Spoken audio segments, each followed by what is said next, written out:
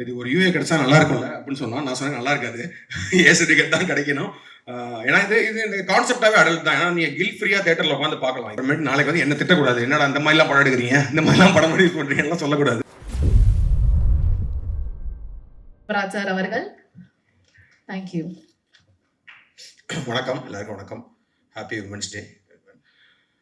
எனக்கு வந்து actually Ram sir வந்து யூஸ்வலாக நானும் ராம் சார் அடிக்கடி பேசிப்போம். அப்போ அவர் வந்து ஏதாவது இன்ட்ரெஸ்டிங்கான ஒரு ஃபிலிம்ஸ் வந்துச்சுன்னா வந்து எனக்கு ஃபோன் பண்ணி சொல்லுவார், கார்த்திக் இந்த மாதிரி ஒரு படம் பார்த்தேன், நீங்கள் பாருங்கள், ஸ்டோன் பெஞ்சில் ஏதாவது பண்ண முடியுமா. அப்படி தான் நாங்கள் வந்து பெபிள்ஸ் பார்த்தோம்.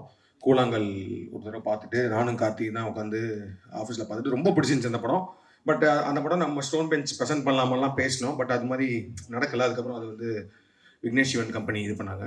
அந்த மாதிரி ஒரு நாள் எனக்கு ஃபோன் பண்ணார். ஃபோன் பண்ணி இந்த மாதிரி இளங்கோராம்னு சொல்லிட்டு ஸ்ரீலங்கன் ஃபில்ம் மேக்கர் ஒருத்தர் இருக்கார், அவர் ஒரு படம் பண்ணியிருக்காரு, நிறையா ஃபெஸ்டிவலில் வந்து அது போய் அவார்ட்லாம் வாங்கியிருக்கு, பாருங்க அப்படின்னாரு. ஓகேன்னு சொல்லிட்டு நான் வந்தேன்.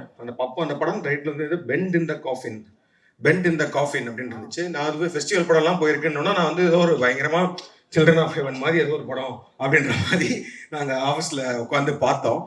பட் அதே மாதிரி தான் ஃபர்ஸ்ட் ஃப்ரேம்லேருந்தே வந்து it was a shocking but very very நல்லா எழுதப்பட்ட, நல்லா பெர்ஃபார்ம் பண்ணப்பட்ட, நன்றாக இயக்கப்பட்ட ஒரு ஹியூமர். அதுதான் ஆக்சுவலி ரொம்ப கஷ்டமான ஜானர். அதாவது ஃபிலிமில் வந்து comedy is very tough to right and execute. And நம்ம நம்ம நினைக்கும் போது எழுதும் போது நம்மளுக்கு சிரிப்பு வரும், இல்லை நடிக்கும் போது ஆர்டர் சிரிப்பு வரும். பட் ஆடியன்ஸ்க்கு பார்க்கும்போது அதை சிரிப்பு வர அளவுக்கு எடுக்கிறது தான் ஒரு பெரிய சேலஞ்ச். ஸோ அந்த படம் வந்து ரொம்ப இண்டிபெண்டாக தான் எடுத்திருந்தாரு. ஒரே வீடு, ஒரு வீட்டுக்குள்ளே அது மாதிரி தான் எடுத்திருந்தாரு. பட் அதை பார்த்துட்டே நானும் கார்த்திகேயனும் பயங்கரமாக என்ஜாய் பண்ணுவோம் அந்த படம். பட் அப்புறம் கேட்டோம் அவர்கிட்ட, என்னங்க அந்த என்ன விஷயமா இந்த படத்தை எங்களுக்கு காமிச்சிங்கன்னு சொன்னப்போ இ செட் இதை ரீமேக் பண்ணணும், இங்கே ரீமேக் பண்ணலாமா அப்படின்ற மாதிரி கேட்டார். ஸோ தமிழில் ரீமேக் பண்ணணும்னா எனக்கு ஃபஸ்ட்டு சேலஞ்சாக பட்டது வந்து ரைட்டிங். ஏன்னா வந்து எனக்கு என்ன தோணுச்சுன்னா, இது ஏன்னா டைலாக் ஓரியன்ட் ஹியூமர் அப்படின்றப்போ வந்து ஒரு செமையான ஒரு ரைட்டரை பிடிச்சி இந்த ஹியூமரை வந்து கொண்டு வர முடியும்னா I think this will work. And then the second challenge is the casting. யார் நடிக்க போகிறாங்க அப்படின்னு சொல்லிட்டு. So first thing I want to wish Balaji, great job Balaji. சீரியஸாக நான் அந்த படம் பார்த்தேன், ஐ ஃபெல்ட் ஒரு அது சொன்ன மாதிரி தான், ஒரு கிரேசி மோகன் சாரோட ஹியூமருக்கு வந்து நம்ம எல்லாருமே பெரிய ஃபேனோ. அந்த மாதிரி ஒரு செகண்ட் ஹாஃப்லனா there was one zone where I felt like வாட்சிங் ஒரு மைக்கேல் மதன காமராஜன் இந்த டுவர்ட்ஸ் கிளைமேக்ஸ் போகும்போது ஒரு ஃபுல் கியாஸ் நடக்கும், இங்கே எது நடக்கும் அங்கே நடக்கும். பட் ஆனால் ஒரு ஹியூமர் த்ரோட்டாக இருக்கும்ல, அந்த மாதிரி he could pull off with this writing. So super work Balaji, first thing. And then second most important aspect of the film வந்து கேஸ்டிங் தான். ஸோ அப்போ வந்து இது வந்து ஒரு 2 பிரதர்ஸ் பற்றின படம் தான். அவரை ஃபர்ஸ்ட் அந்த எடுத்த படத்துலேயே ஒரு 2 அண்ணன், ஒரு தம்பி வந்து பயங்கரமான ஒரு குடிகாரன், ஒரு குடிகாரன் கேரக்டர். ஆனால் ஜாலியாக இருப்பான். பட் அண்ணன் வந்து ரொம்ப சீரியஸாக ரொம்ப மெச்சூர்டான ஒரு ஆள். அந்த மாதிரி தான் அவர் கேரக்டரைசேஷன் பண்ணியிருந்தாரு. ஸோ இங்கே யாரெல்லாம் வச்சு பண்ணலான்ற மாதிரி தான் பேசிகிட்டு இருந்தோம். ப்ளஸ் 2 விஷயம். ஒன்று வந்து இங்கே நம்ம எந்த ஆர்டிஸ்ட் வேணால் அப்ரோச் பண்ணலாம். பட் அவங்க வந்து ஃபஸ்ட்டு ஓப்பனாக இந்த ஓப்பன் மைண்டடாக இந்த கான்செப்ட்டுக்கு ஒத்து வந்து படம் பண்ணணும் அப்படிலாம் யோசிச்சுட்டு இருக்கும்போது நான் சொன்னேன், வைபவும் ஒரு அண்ணனும் பண்ணால் நல்லா இருக்குமே அப்படின்னு சொல்லிட்டு. ஆனால் எனக்கு ஒரு இது இருந்துச்சு, ஏன்னா வந்து அவர் அப்போ ரியல் லைஃப் ஆயிரும். ஸோ வைபவ் அவங்க அப்பா வேற பெரிய டைரக்டர். அவர் அப்புறம் நாளைக்கு வந்து என்ன பார்த்து என் பசங்களை கொண்டு போய் என்ன மாதிரி படம் வச்சு அதுவும் ஒரு பெருசுன்னு சொல்லி எடுத்திருக்கேன்ற மாதிரி. அதனால அவங்களுக்கு படம் போட்டு காமிங்கன்னு சொன்னோம். அவங்க பார்த்ததுக்கப்புறம் 2 பேருமே ரொம்ப பிடிச்சி ஐ திங்க் அங்கிள்கிட்டையுமே கேட்டாங்கன்னு நினைக்கிறேன். அங்கிள் நான் சொன்னேன் உங்கள் அப்பாட்டி ஒருத்தர் பெர்மிஷன் வாங்கிருங்கன்னு சொன்னேன். வாங்கினீங்களா? ஆமாம்மா, அப்பாவுக்கு ஆக்சுவலி ரொம்ப பிடிச்சது படம். Super.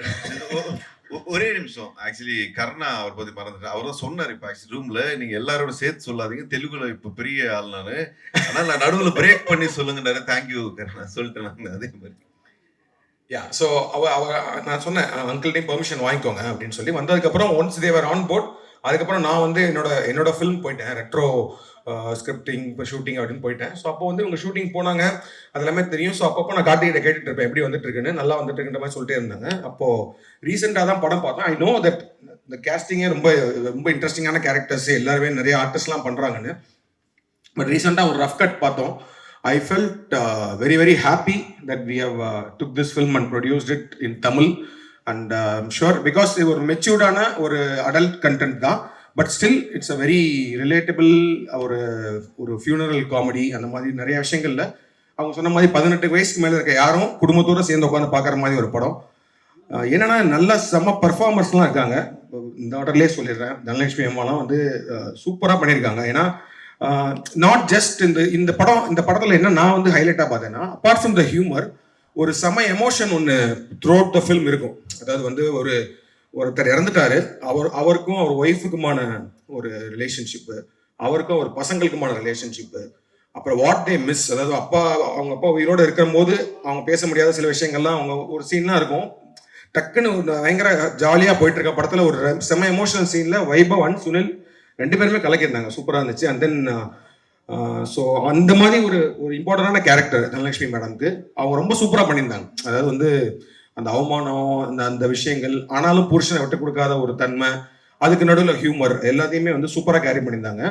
I think Sakthi sir சொன்ன மாதிரி ஒரு மனோரமா மேடம் அவங்க பார்த்த ஒரு ஃபீல் இருந்துச்சு. Super. And then Saminathan sir, நான் சொன்னேன் லுலு சபாலேருந்து பெரிய ஃபேன்.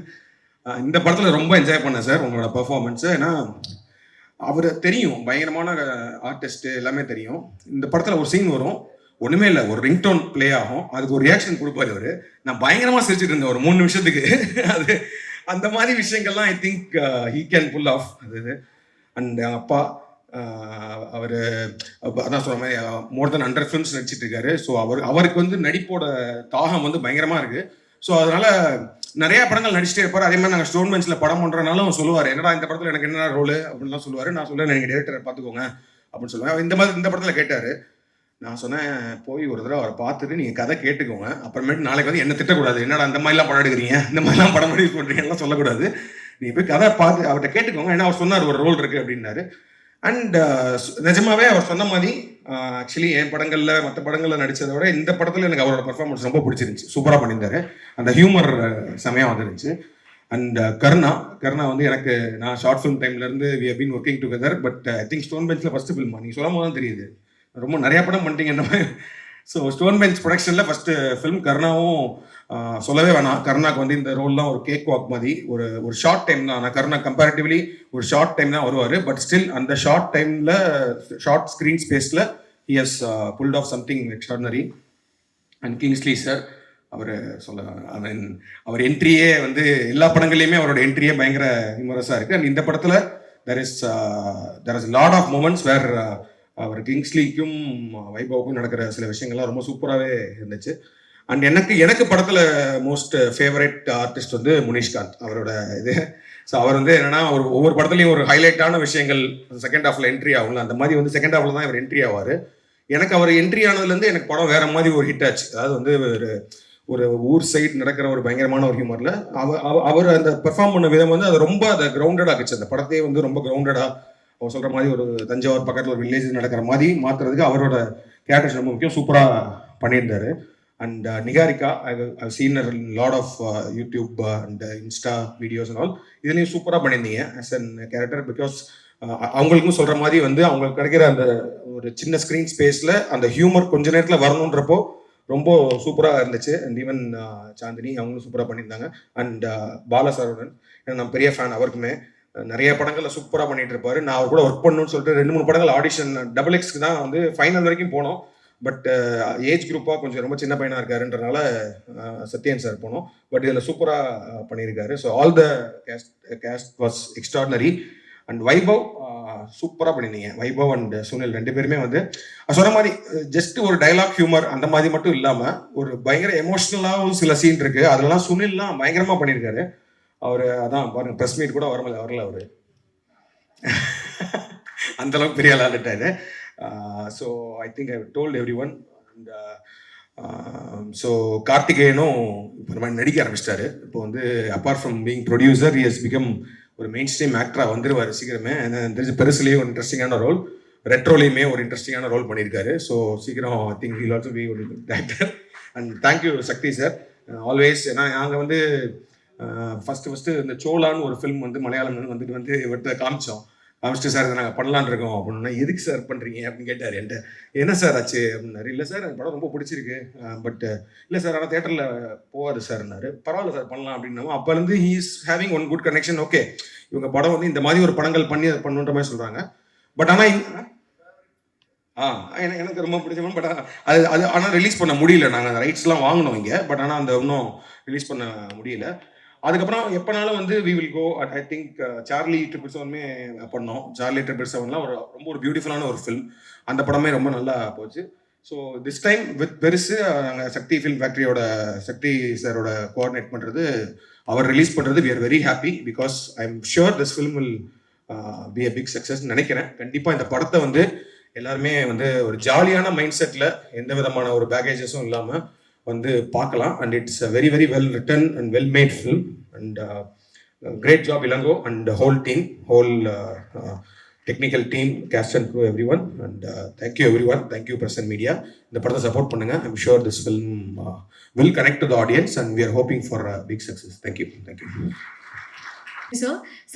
சார் இதுல பாத்தீங்கன்னா அடல்ட் ஃபேமிலி காமெடி என்டர்டைன்மெண்ட் அப்படின்ற ஒரு டேக்லைன் இருக்கு. ஸோ அதை பத்தி சொல்லுங்களேன். ஏன்னா அடல்ட் அப்படின்னாலே வந்து ஒரு வேற விதமான கண்ணோட்டம் மக்கள் மத்தியில இருக்கு. ஸோ இது இந்த படத்துல நம்ம எப்படி அதை பார்க்கலாம்? அதை பற்றி தான் 1 மணி நேரமாக எல்லாரும் பேசியிருக்காங்க. இல்லை, அதான் இது வந்து என்னன்னா கான்செப்ட் மட்டும்தான் வந்து ஒரு அடல்ட். இதுக்கு டெஃபினட்டாக இந்த படத்துக்கு தான் கொடுக்கணும். ஏன்னா வந்து நடுவில் ஒரு தடவை கார்த்திகேயன் கூட என்கிட்ட வந்து இது ஒரு யூஏ கிடைச்சா நல்லா இருக்கும்ல அப்படின்னு சொன்னால், நான் சொன்னேன் நல்லா இருக்காது, சர்டிஃபிகேட் தான் கிடைக்கணும்.